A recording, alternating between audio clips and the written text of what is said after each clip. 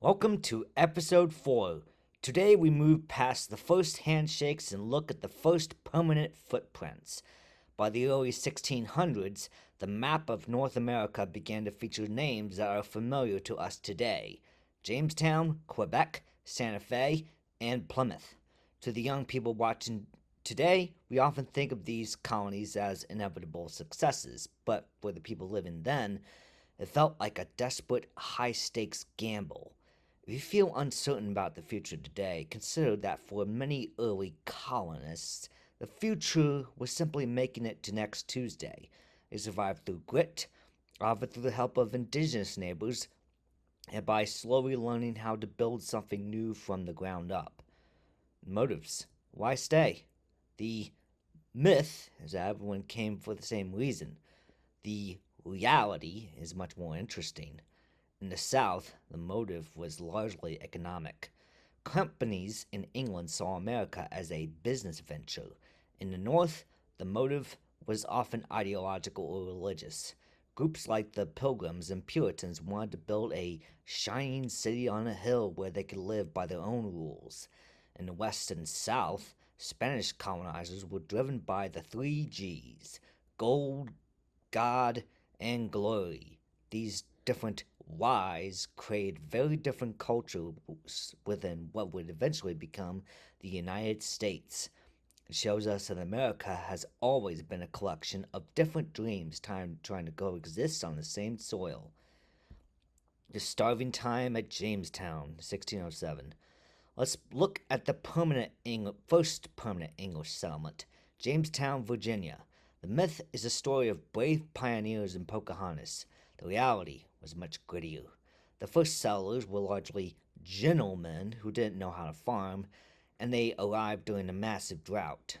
During the winter of 1609, known as the Starving Time, the population plummeted from 500 to just 60. They survived only because of the arrival of new supplies and, eventually, the discovery of a cash crop, tobacco. This tells us that even in the foundations of our countries were built on trial, error, and immense hardship. If they could survive that level of catastrophe to build a colony, it reminds us of the incredible human capacity to endure.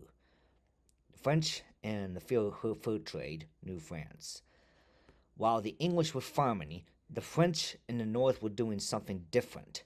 Places like Quebec and Montreal weren't built on massive displacement at first. They were built on partnership.